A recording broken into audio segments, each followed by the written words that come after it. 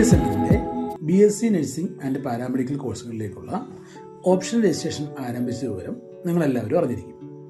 അപ്പോൾ option registration ഇന്ന് മുതൽ, അതായത് ഓഗസ്റ്റ് 10 മുതൽ തുടങ്ങി ഓഗസ്റ്റ് 15 വരെയാണ് ചെയ്യാൻ സാധിക്കുക.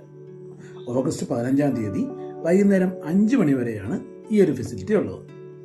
അത് കഴിഞ്ഞ് ട്രയൽ അലോട്ട്മെൻറ്റ് പറഞ്ഞിരിക്കുന്നത് ഓഗസ്റ്റ് 16 വീഡിയോയിലേക്ക് കിടക്കുന്നതിന് മുമ്പ് നിങ്ങൾ നമ്മുടെ ചാനൽ ആദ്യമായി കാണുന്നവരാണെന്നുണ്ടെങ്കിൽ ചാനൽ സബ്സ്ക്രൈബ് ചെയ്ത് വയ്ക്കുക.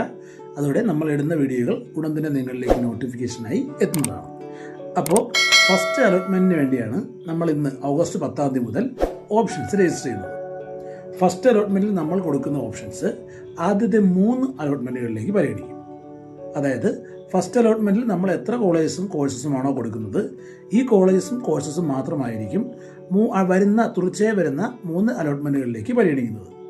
അപ്പോൾ ഫസ്റ്റ് അലോട്ട്മെൻറ്റ് വന്നു കഴിഞ്ഞ് സെക്കൻഡ് അലോട്ട്മെൻറ്റ് വരുന്ന സമയത്ത് നമുക്ക് പുതുതായിട്ടൊരു കോഴ്സ് ആഡ് ചെയ്യണം അല്ലെങ്കിൽ പുതുതായിട്ടൊരു കോളേജ് ആഡ് ചെയ്യണമെന്ന് വെച്ച് കഴിഞ്ഞാൽ പറ്റത്തില്ല.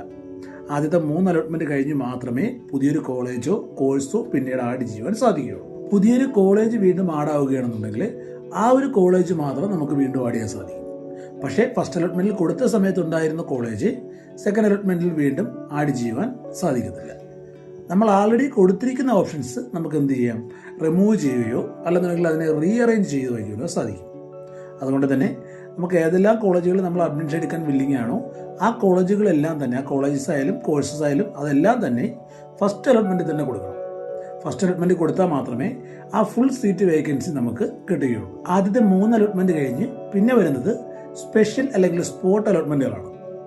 ഈ അലോട്ട്മെൻറ്റുകളിൽ നമ്മൾ ഓപ്ഷൻ കൊടുത്തു കഴിഞ്ഞാൽ പിന്നെ വേക്കൻ്റ് വരുന്ന സീറ്റുകളിലേക്ക് മാത്രമായിരിക്കും അഡ്മിഷൻ കിട്ടുന്നത്. അപ്പോൾ ആദ്യത്തെ അലോട്ട്മെൻറ്റ് ആകുമ്പോൾ ആ കോളേജുകളിൽ എത്ര സീറ്റ് ഉണ്ടോ ആ സീറ്റുകളിലേക്ക് മൊത്തത്തിലാണ് നമ്മൾ എന്ത് ചെയ്യുന്നത്, നമുക്ക് അലോട്ട്മെൻറ്റിനായി കൊടുക്കുന്നത്. 3 അലോട്ട്മെൻറ്റ് കഴിഞ്ഞ് പിന്നെ പുതുതായിട്ട് ആ ഒരു കോളേജ് കൊടുക്കുമ്പോൾ നമുക്കുണ്ടാകുന്ന പ്രശ്നം എന്താണെന്ന് വെച്ചാൽ, നമ്മൾ ആദ്യത്തെ അലോട്ട്മെൻറ്റിലാണ് കൊടുക്കുന്നതെങ്കിൽ ആ കോളേജിലുള്ള മൊത്തം സീറ്റുകളിലേക്കുമാണ് നമ്മൾ എന്ത് ചെയ്യുന്നത്, അലോട്ട്മെൻറ്റ് കൊടുക്കുന്നത്. പക്ഷേ 3 അലോട്ട്മെൻറ്റ് കഴിഞ്ഞ് പിന്നെയാണ് നമ്മൾ കൊടുക്കുന്നുണ്ടെങ്കിൽ ആ കോളേജിൽ തുച്ഛമായ സീറ്റേ ഉണ്ടാവുള്ളൂ. അപ്പോൾ 1-2 സീറ്റുകളിലേക്ക് നമ്മൾ എന്ത് ചെയ്യും, അലോട്ട്മെൻറ്റ് കൊടുക്കും. പക്ഷേ കൊടുക്കാത്ത കുട്ടികൾ എല്ലാവരും, അതായത് ആയിരക്കണക്കിന് പേര് എന്ത് ചെയ്യും, ഈ 1-2 സീറ്റുകളിലേക്ക് വേണ്ടിയായിരിക്കും ഓപ്ഷൻസ് കൊടുക്കുന്നത്. അപ്പോൾ അഡ്മിഷൻ കിട്ടാൻ ബുദ്ധിമുട്ടായിരിക്കും. ആദ്യം നമ്മൾ കൊടുക്കുന്ന അലോട്ട്മെൻറ്റ് വരുന്ന 2-3 അലോട്ട്മെൻറ്റിൽ ഓട്ടോമാറ്റിക്കായി പരിഗണിക്കുന്നതുകൊണ്ട് തന്നെ നമ്മൾ പിന്നെ സ്പെഷ്യൽ അലോട്ട്മെൻറ്റ് വരുമ്പോഴും ചിന്തിക്കുന്നത് നമ്മൾ കൊടുത്തിരിക്കുന്ന ഓപ്ഷൻസ് പരിഗണിക്കുമെന്നാണ്. പക്ഷെ അങ്ങനെയല്ല. സ്പെഷ്യൽ അലോട്ട്മെൻറ്റ് അല്ലെങ്കിൽ സ്പോട്ട് അലോട്ട്മെൻറ്റ് വരുന്ന സമയത്ത് നമ്മൾ പുതുതായി ഓപ്ഷൻസ് കൊടുത്തില്ല എന്നുണ്ടെങ്കിൽ നമ്മളെ ആ അലോട്ട്മെൻറ്റിൽ പരിഗണിക്കുകയില്ല. ഓരോ സ്പെഷ്യൽ അലോട്ട്മെൻറ്റിനും പ്രത്യേകം ഓപ്ഷൻസ് രജിസ്റ്റർ ചെയ്യണം. അതായത് രണ്ടാമത്തെ സ്പെഷ്യൽ അലോട്ട്മെൻറ്റിനാണെങ്കിൽ ആദ്യത്തിൽ കൊടുത്താൽ അത് രണ്ടാമത്തെ അലോട്ട്മെൻറ്റിൽ എടുക്കത്തില്ല. രണ്ടാമത്തതിന് പ്രത്യേകം ഓപ്ഷൻസ് രജിസ്റ്റർ ചെയ്യാൻ വേണം. ആദ്യം നമ്മൾ കൊടുത്ത ഓപ്ഷൻസിൻ്റെ അടിസ്ഥാനത്തിൽ നമുക്ക് അഡ്മിഷൻ കിട്ടുകയാണെന്നുണ്ടെങ്കിൽ അടുത്ത സ്റ്റെപ്പ് എന്ന് പറയുന്നത് ടോക്കൺ ഫീ അടയ്ക്കണം. ടോക്കൺ ഫീസ് നമുക്ക് ഓൺലൈനായി തന്നെ അടയ്ക്കുന്നതിനുള്ള സൗകര്യമുണ്ട്. ടോക്കൺ ഫീസ് അടയ്ക്കുന്നവരെ മാത്രമേ അടുത്ത അലോട്ട്മെൻറ്റിലേക്ക് പരിഗണിക്കുകയുള്ളൂ. അപ്പോൾ ഒരു കുട്ടി എന്ത് ചെയ്തു, ആദ്യത്തെ അലോട്ട്മെൻറ്റിൽ ഓപ്ഷൻ കിട്ടി, ടോക്കൺ ഫീസ് അടയ്ക്കാൻ വിട്ടുപോയിട്ടുണ്ടെന്നുണ്ടെങ്കിൽ പിന്നീട് വരുന്ന റെഗുലർ അലോട്ട്മെൻറ്റുകളിലൊന്നും തന്നെ ആ കുട്ടിയെ പരിഗണിക്കുകയില്ല. പിന്നെ ആ കുട്ടിക്ക് വരുന്ന സ്പെഷ്യൽ അല്ലെങ്കിൽ സ്പോട്ട് അലോട്ട്മെൻറ്റിൽ മാത്രമേ പങ്കെടുക്കുവാൻ സാധിക്കുകയുള്ളൂ. അപ്പോൾ ടോക്കൺ ഫീ അടച്ച ഒരു കുട്ടിയാണെന്നുണ്ടെങ്കിൽ അവർ കോളേജിൽ അപ്പോൾ തന്നെ അഡ്മിഷൻ എടുക്കേണ്ട. ആദ്യത്തെ 3 അലോട്ട്മെൻറ്റും കഴിഞ്ഞതിന് ശേഷം നമ്മുടെ ലോഗിൻ പ്രൊഫൈലിൽ അലോട്ട്മെൻറ്റ് മെമ്മോ ലഭ്യമാവും. ഈ അലോട്ട്മെൻറ്റ് മെമ്മോ ഡൗൺലോഡ് ചെയ്ത് അലോട്ട്മെൻറ്റ് മെമ്മോയോടൊപ്പമാണ് കോളേജിൽ അഡ്മിഷൻ എടുക്കേണ്ടത്. ടോക്കൺ ഫീ അടച്ചതിൻ്റെ ബാക്കി തുക നമ്മൾ എന്ത് ചെയ്യണം, നമുക്ക് ലഭിച്ച കോളേജിലാണ് അടയ്ക്കേണ്ടത്. കഴിഞ്ഞ തവണ ആദ്യത്തെ അലോട്ട്മെൻറ്റിൽ ഓപ്ഷൻ കൊടുത്തപ്പോൾ നഴ്സിംഗ് കോളേജസ് മാത്രമേ ഉള്ളായിരുന്നുള്ളൂ. പക്ഷേ ഇപ്രാവശ്യം നഴ്സിംഗും പാരാമെഡിക്കൽ കോഴ്സുകളും ഒരുമിച്ചാണ് ഓപ്ഷൻ കൊടുക്കാൻ വരുന്നത്. അതുകൊണ്ട് തന്നെ ഫസ്റ്റ് വയ്ക്കുന്ന കോളേജസിനും ഫസ്റ്റ് വയ്ക്കുന്ന കോഴ്സിനുമായിരിക്കും ഫസ്റ്റ് പ്രയോറിറ്റി. അപ്പോൾ ആദ്യം നിങ്ങൾക്ക് വേണ്ടത് ഏത് കോഴ്സാണോ ആ ഒരു കോഴ്സ് കൊടുത്തതിന് ശേഷം മാത്രമേ സെക്കൻഡ് പ്രയോറിറ്റി കോഴ്സുകൾ കൊടുക്കാൻ പാടുള്ളൂ. അതല്ല നഴ്സിംഗ് മാത്രമേ പോവുകയുള്ളൂ എന്നൊരു കുട്ടി നഴ്സിംഗ് കോളേജ് മാത്രമേ ഓപ്ഷൻസിൽ കൊടുക്കാവൂ.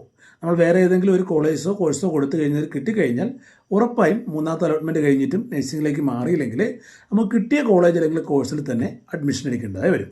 ആദ്യത്തെ അലോട്ട്മെൻറ്റിൽ അഡ്മിഷൻ കിട്ടിയ ഒരു കുട്ടിക്ക് തുടർന്ന് വരുന്ന സ്പെഷ്യൽ അലോട്ട്മെൻറ്റുകളിൽ പങ്കെടുക്കണമെന്നുണ്ടെങ്കിൽ കിട്ടിയ കോളേജിൽ നിന്നും NOC, അതായത് നോ ഒബ്ജക്ഷൻ സർട്ടിഫിക്കറ്റ് അപ്ലോഡ് ചെയ്യേണ്ടത്. നോ ഒബ്ജക്ഷൻ സർട്ടിഫിക്കറ്റ് അപ്ലോഡ് ചെയ്താൽ മാത്രമേ അഡ്മിഷൻ കിട്ടിയ ഒരു കുട്ടിക്ക് മറ്റൊരു കോളേജിലേക്കോ കോഴ്സിലേക്കോ പോകാൻ സാധിക്കുകയുള്ളൂ. അടുത്തത് ഓപ്ഷൻസ് വയ്ക്കുമ്പോൾ എന്തെല്ലാം കാര്യങ്ങളാണ് ശ്രദ്ധിക്കേണ്ടതെന്നുള്ളത്.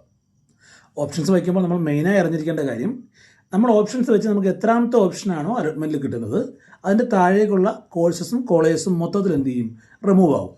നമുക്ക് കിട്ടിയ കോളേജസിന് മുകളിലുള്ള ഓപ്ഷൻസ് മാത്രമേ പിന്നീട് ഹയർ ഓപ്ഷൻ കൊടുക്കുവാൻ സാധിക്കുകയുള്ളൂ.